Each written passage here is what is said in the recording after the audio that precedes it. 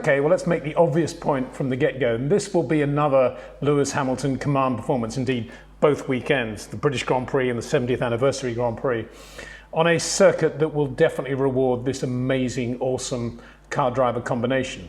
Having said that, Silverstone is a very special circuit and some interesting things could happen. I don't think Valtteri will be too far away in the other Mercedes. It's easy to say that, but what I mean is it kind of depends on how his weekend develops. If Valtteri's behind the 8 ball from FP1, FP2, it kind of carries through for the whole weekend. If he starts well, if he has a good Friday, Valtteri usually then gathers momentum and gains exponentially as the weekend goes on. I'd also say that Valtteri, in my view, is actually driving better this year than ever before. And we kind of saw that in Austria. I think he's braking better than he ever has before, particularly from medium to high speed. He doesn't use the brakes now just to slow the car down. He's coming out of the brakes and he's letting the car slow itself a little. He's allowing it to settle. And that's fabulous to watch. It was particularly obvious going into the last corner in Austria. And that will serve him well around the Silverstone lap, in particular sections going into Beckett's, through the Maggots bit, going into Stowe, possibly going into Club. Of course, in terms of the really slow, finessey detail, what they like to call technical corners at Silverstone, very, very difficult to do a better job than Lewis Hamilton. And so many of those corners lead on to long straights at Silverstone. That's one of the reasons Lewis is so good there. I'm not saying he's not good at Beckett's or Copse or Maggots or anywhere else either, really quick corners, he is. But I think on those corners, Valtteri will be pretty near him, if not right on him. It'll be on the slow corners where Lewis's detail will again come to the fore. I mean, braking is really, really important at Silverstone. It's easy to say that as well. But Silverstone is all about a flowing lap, and how you brake is really, really critical to how the lap progresses. And not only that lap, but laps after that progress. Because it's high-speed braking in many areas, you could say it's a braking reference circuit where drivers look at little things, they have a feel for where to brake and how to come out of the brakes and get into the corner. But I think that Silverstone rewards, well, Lewis, Max, and probably on this occasion Daniel, because what Silverstone is all about, of course, is changing conditions as well. It's crosswinds, it's changing grip, it's weather, it's a bit of dampness here, it's wet curbs, it's dry curbs.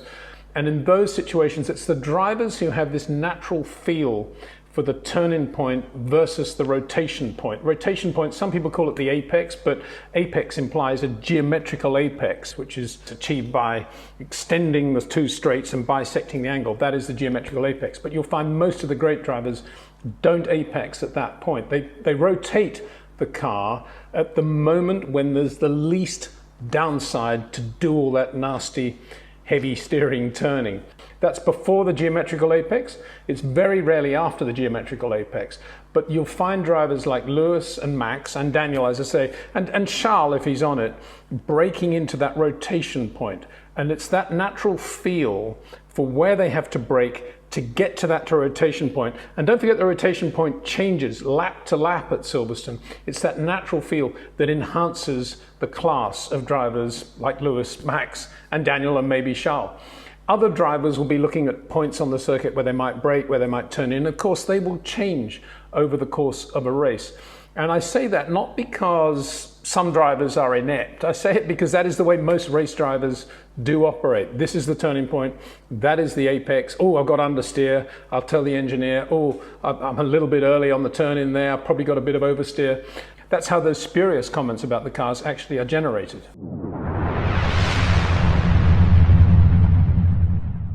So amongst the great drivers this weekend, I'd have Lewis and Daniel, but I would certainly have Max Verstappen. I think Red Bull will be struggling around Silverstone. It's pretty easy to say that, I think, in the way they've been going. Let's hope they find some speed. I think Alex Albon will probably go pretty well for the reasons we've spoken about already. He is pretty finessey. How good he is at improvising and having a natural feel for the rotation point as the circuit changes over the course of the weekend, or indeed over the course of a 5-lap section of the weekend, remains to be seen. It'll be a really interesting test, I think, for Alex Albon this weekend. But generally speaking, Max will be fabulous to watch, as will Lewis and Daniel. And just to reiterate the point, you will see in the course of the weekend, you'll see a Lewis or a Max or a Daniel, you'll see them missing apeces. You'll see them perhaps wide of a line that you think they should be on, or going in too early, or running a little bit wide. But so long as they're managing the dynamic weight of the car and they've got the transfer where it needs to be, you will find that's losing them no time whatsoever. Whereas other drivers who are more reflexy, Romain Grosjean, Carlos Sainz, we've spoken about them already, there are others as well, will of course be skewed by being offline, because what they're relying on is reaction to what the car is doing. And if they're running out of road, or it means they're going to go on the marbles if they do this, that's where you see the mistakes occurring. So Silverstone is a great test, despite all those twiddly bits that are there. Indeed, those twiddly bits, although they appear to break up the overall fast flow of the lap, in reality, they add to the flow of the lap, because it's a bit like putting in golf. As good as you can be off the tee with your 1 wood, you've still got to be able to hold your 7-inch putt under pressure. And those tight bits at Silverstone are indeed the greens. And they're greens with a lot of undulation, they're greens with a lot of swing to them, probably with a lot of crosswind as well. And it's those details that add to it all. And if you get them right, the flow that you then generate, I can only imagine what it's like. And it's probably why Lewis Hamilton keeps saying, it's one of his greatest circuits, and it's a great feeling to get a fabulous lap around Silverstone. I said after Hungary that Lewis makes it all look easy, and that is the epitome of the art. Well, let's try to add some weight to that. What I think we're seeing from Lewis this year more than ever, given all the other stuff that's going on in the real world, is how able he is to focus when he needs to focus. It's not the Ayrton Senna 100% focus all the time.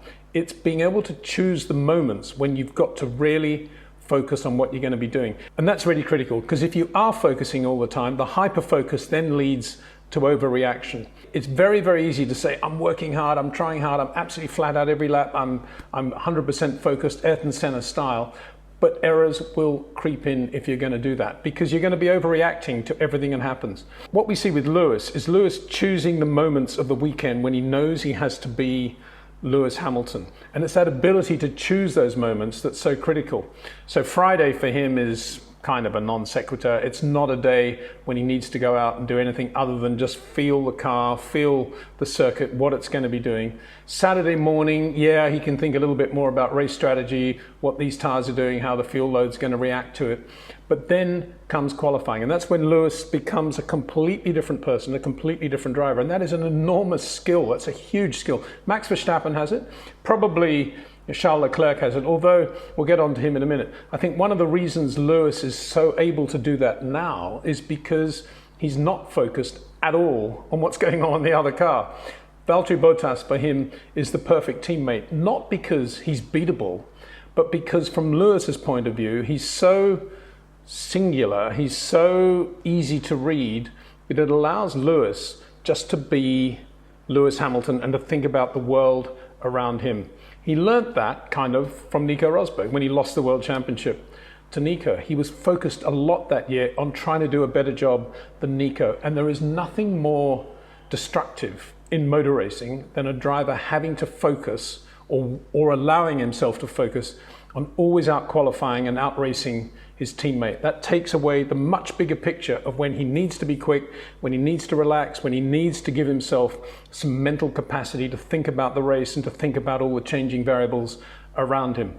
That focus on beating a teammate is the worst thing that happened. One of the best drivers I ever saw in terms of never worrying about his teammate and thus getting into his teammate's head was Emerson Fittipaldi.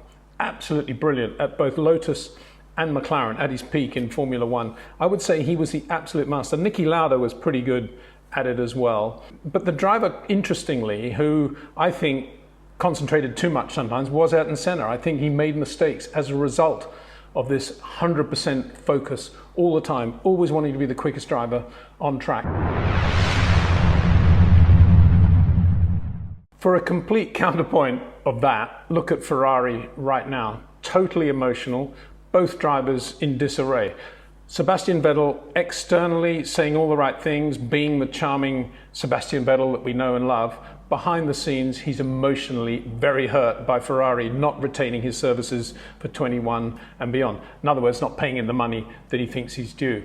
As a result of that, Sebastian, as we know from all the Red Bull days with Mark Webber, and as we know anyway from the results of what we've seen, Sebastian Vettel's agenda this year is very easy to read, as I said before. He'll be out there to hurt Charles' results as much as possible, not by driving him off the track or anything like that. It'll all be stuff that'll be behind the scenes, information given, information not given, his attitudes, his general demeanour, all of which you know about from Mark Webber behind the scenes at Red Bull.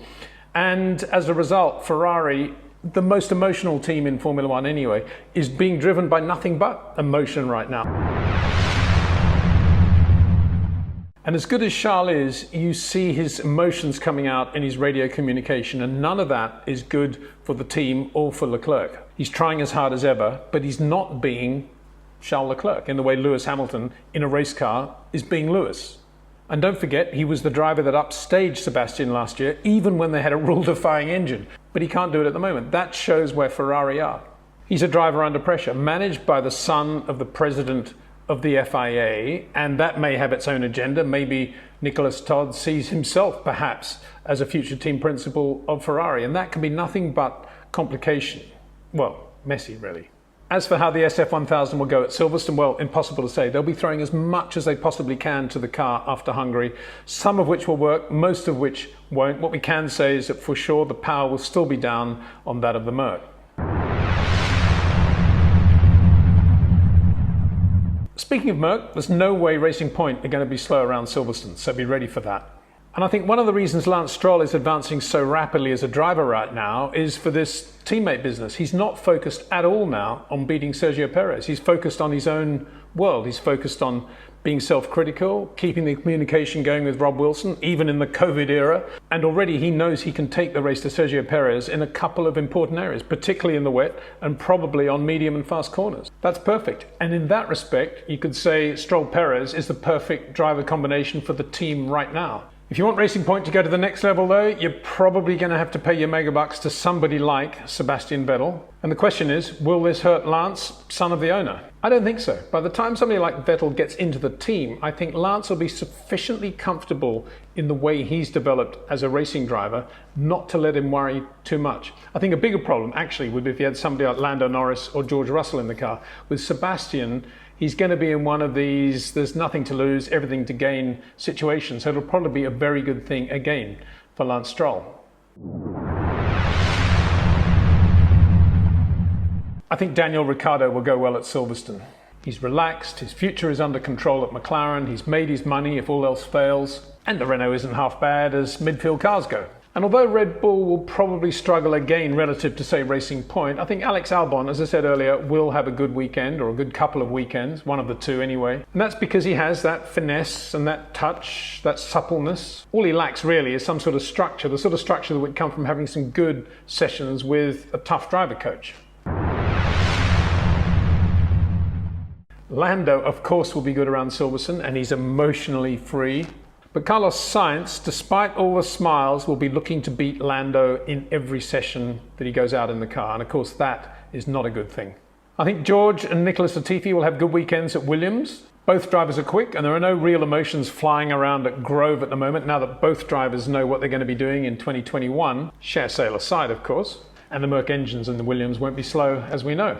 I'm not a fan of the new Silverstone complex of the wing, but the circuit nonetheless retains its allure. See you after practice on Friday.